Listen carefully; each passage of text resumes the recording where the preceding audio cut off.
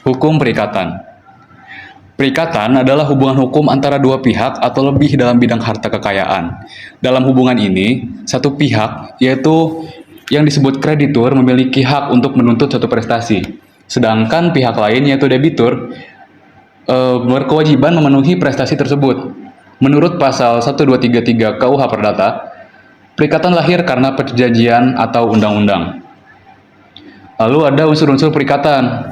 Suatu perikatan memiliki 4 unsur, yaitu adanya hubungan hukum, adanya para pihak, yaitu kreditur dan debitur, adanya objek atau prestasi yang harus dipenuhi, serta hubungan tersebut berkaitan dengan harta kekayaan. Jika salah satu unsur tidak terpenuhi, maka perikatan bisa menjadi hak tidak sah. Bisa menjadi tidak sah maksudnya. Lalu ada subjek dan objek perikatan. Subjek dalam perikatan terdiri dari kreditur sebagai pihak yang berhak menerima prestasi dan debitur sebagai pihak yang wajib memenuhi prestasi. Sedangkan objek perikatan adalah prestasi itu sendiri. Objek harus jelas, dapat dilaksanakan, dan tidak bertentangan dengan hukum. Bentuk prestasi bisa berupa menyerahkan sesuatu, melakukan sesuatu, atau tidak melakukan sesuatu. Lalu ada sumber perikatan.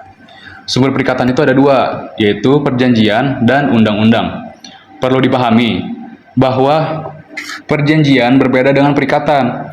Perjanjian hanyalah salah satu penyebab lahirnya perikatan. Jadi, setiap perjanjian akan menimbulkan perikatan, tetapi tidak semua perikatan berasal dari perjanjian. Lalu, ada sifat hukum perikatan. Sifatnya itu, pembentukan perikatan umumnya melalui kesepakatan atau penawaran dan penerimaan, kecakapan para pihak, objek yang jelas, dan sebab yang sah. Dokumentasi dan kejelasan syarat mencegah sengketa dan mempermudah penegakan hak. Lalu ada pembentukan perikatan. Suatu perikatan itu dapat terbentuk apabila terdapat kesepakatan para pihak cakap menurut hukum, objeknya jelas, dan memiliki sebab yang halal atau tidak bertentangan dengan hukum. Lalu di materi terakhir kita memiliki schuld dan haftung. Dalam hukum perikatan dikenal dua istilah penting, yaitu schuld dan haftung. Schuld berarti kewajiban debitur untuk memenuhi prestasi, sedangkan haftung adalah tanggung jawab debitur atas harta kekayaannya apabila tidak memenuhi kewajiban tersebut. Jadi, jika debitur prestasi, kreditur dapat menuntut pelunasan melalui harta debitur sesuai pasal 1131 KUH Perdata. Untuk lebih jelas tentang apa itu hukum perikatan, mungkin kita bisa menyaksikan video berikut.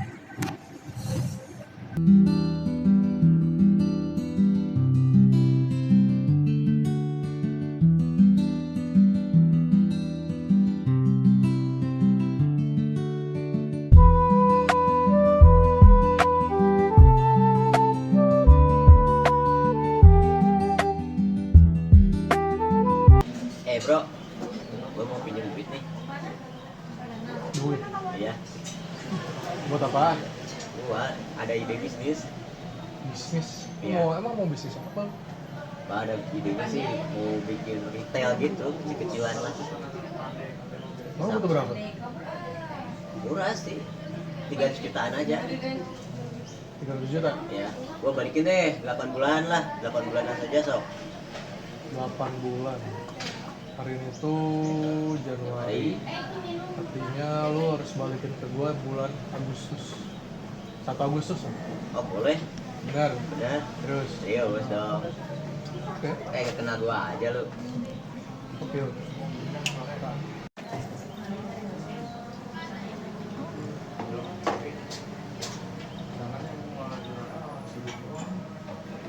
Kerja apa bro?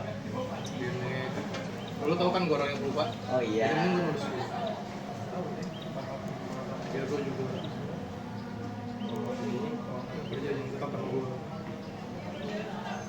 Biar terus aja gitu. Yang meninggal ya. Ini lu tanda tangan di sini. Pinjam pulpen dulu. Tanda tangan di sini ya.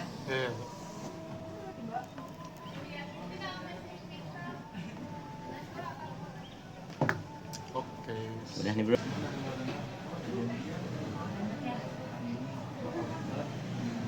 Sip.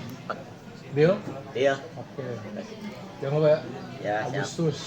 Nggak mau tahu gue. Kapan pencairan nanti masukin aja ke rekening gua ya, nanti gua kirim. Oke. Kita akan membahas tentang prestasi hukum kali ini. Prestasi hukum adalah keadaan ketika seorang debitur tidak memenuhi kewajibannya sesuai dengan perjanjian yang telah disepakati. Istilah prestasi berasal dari bahasa Belanda wanprestatie, yang berarti prestasi yang buruk atau tidak terlaksana sebagaimana mestinya.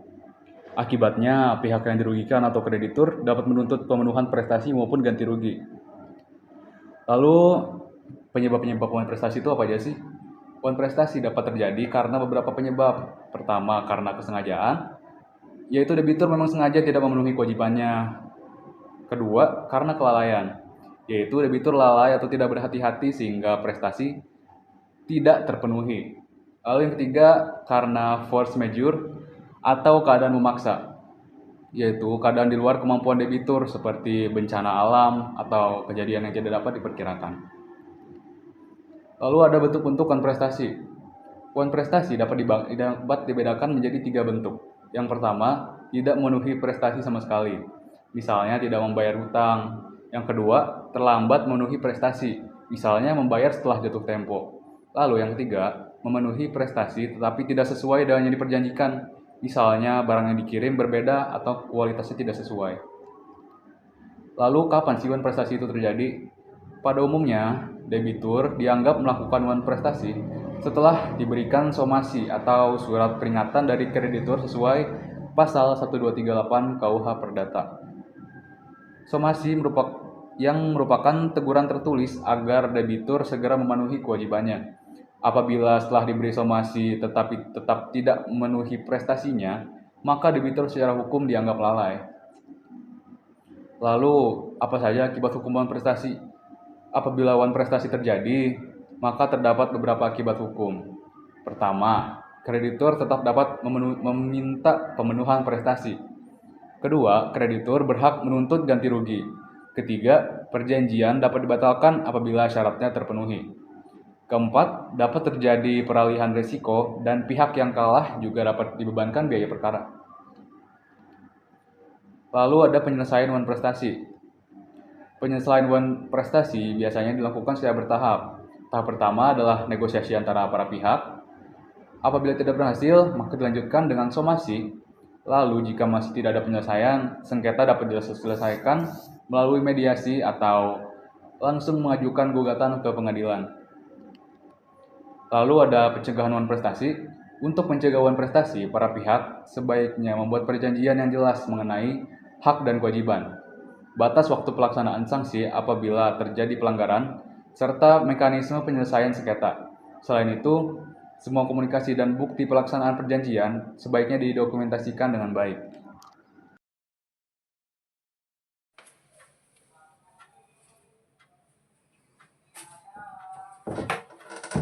Baik teman-teman sekalian, perkenalkan nama saya Budi Saputra dari jurusan Ilmu Hukum dengan NIM 124050062 dari kelas A dan semester 4.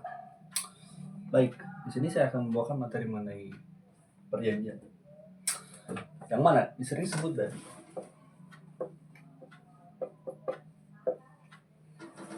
Tapi sebelum itu kita akan menjelaskan mengenai permisalan gitu. Misalkan kedua pengusaha bersengketa, misalkan soal piutang, kasusnya sudah di pengadilan. Namun di tengah proses mereka sepakat berdamai dan mencabut gugatan bersama-sama. Itu merupakan contoh sederhana dari perjanjian yang kompleks, bisa disebut perdamaian ataupun dading. Baik, dading diatur dalam pasal 1851 KUH Perdata. Yang artinya dading adalah persetujuan dua pihak untuk mengakhiri perkara yang sedang berjalan atau mencegah perkara yang mungkin timbul dengan cara menyerahkan, menjanjikan, atau menahan suatu barang. Harus ada pengorbanan dari kedua pihak. Bukan cuma satu pihak yang mengalah. Soal syarat sah, dading pada syarat umum, yaitu pada pasal 1320 KUH Perdata, kesepakatan, kesepakatan. Objek tertentu yang mana sebabnya halal. Tapi ada syarat khusus yang sering dikelirui oleh ranah hukum, yaitu dalam pasal 1851 ayat 2 menegaskan daging tidak sah kecuali dibuat tertulis. Dia harus tertulis.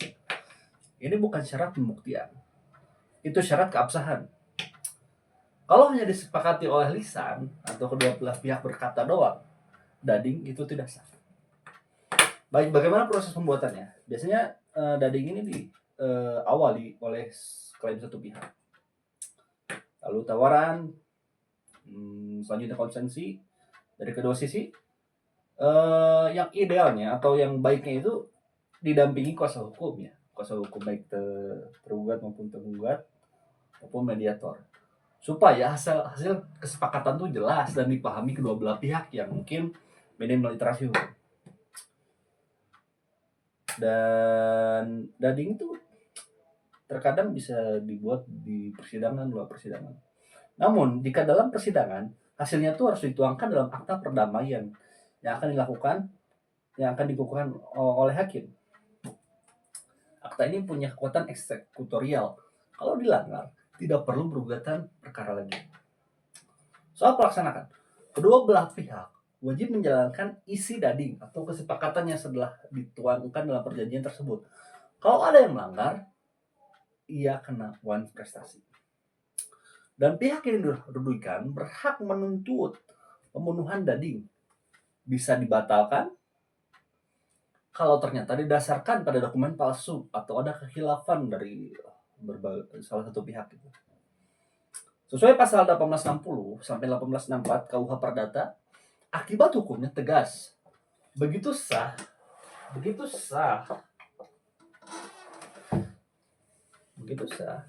sengketa dianggap selesai. Karena pada pasal 1852 KUH Perdata, akibat hukumnya tegas juga dan sah secara hukum. Sengketa dianggap selesai. Pada pasal 1852 menyatakan dading punya kekuatan seperti putusan hakim tingkat akhir. Jadi bukan sekedar tulis janji begini-gini, tapi sebagai putusan akhir. Jadi objek yang sama, misalkan saya objek ini tidak bisa digugat ulang ketika ada kedua belah pihak bersepakat akan suatu objek ini. Jadi dading bukan sekedar kesepakatan damai yang dianggap normal. Bisa dibilang ini suatu instrumen hukum yang mana syaratnya ketat. 1. Wajib tertulis dan kekuatannya mengikat setara putusan pengadilan atau setara putusan hakim. Mungkin demikian yang saya bisa sampaikan. Saya Rebudi Saputra dengan NIM 124305062. Izin pamit undur diri. Wassalamualaikum warahmatullahi wabarakatuh.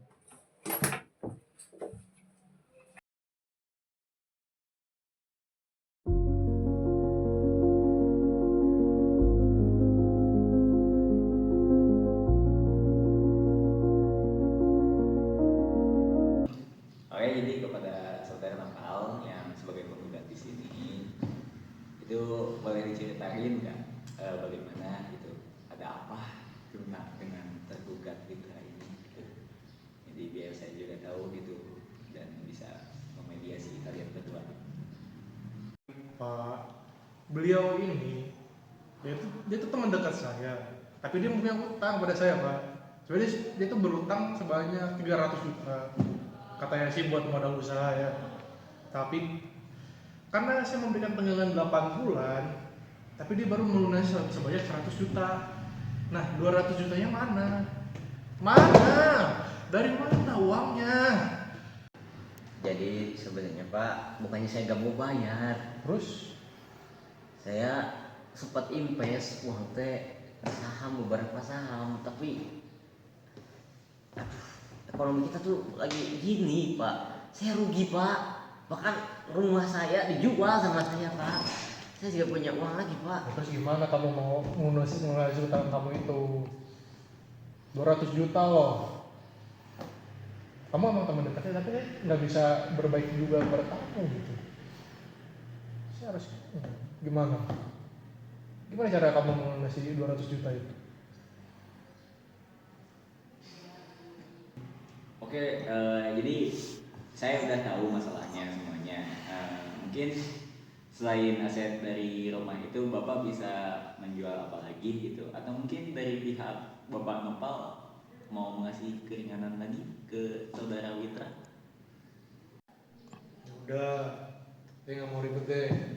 Kamu bisanya bayaran kapan kira-kira? Eh, paling saya usahakan tanggal 1 Desember deh Bang. 1 Desember. Ya, tapi aduh gimana tuh bunganya kok cabut lah Pak? Gimana? Tidak tanya 1 minggu 1%. Ya kapan saya bisa bayar utangnya kalau Oke, seperti oke, itu? oke, oke. Karena ini teman baik saya antar bunganya. Tapi tanggal 1 sudah lunas. Ya, saya usahakan lah Bang. Serius. Serius. Oke. Oke. Baik, berdasarkan yang saya simpulkan dari obrolan kalian berdua, kali ini udah mencapai kesepakatan ya. Berarti tenggatnya itu tanggal 1 Desember dengan catatan bunganya dicabut. Berarti kedua belah pihak udah sepakat. Sepakat? Boleh selamat dulu dong, biar makin dekat ya. Nah, ini ada akta perdamaian, mohon dibaca dan ditandatangani. Pak juga Pak Witra akan ditandatangani dan dibaca. Sudah sesuai kan dengan isi tadi kesepakatannya? Tanda tangan. Ya, tangan. Ya, kasih ke Pak Witra. Silakan Pak. Saya pinjam dulu ya. Ya, silakan. Sesuai kan? Sesuai.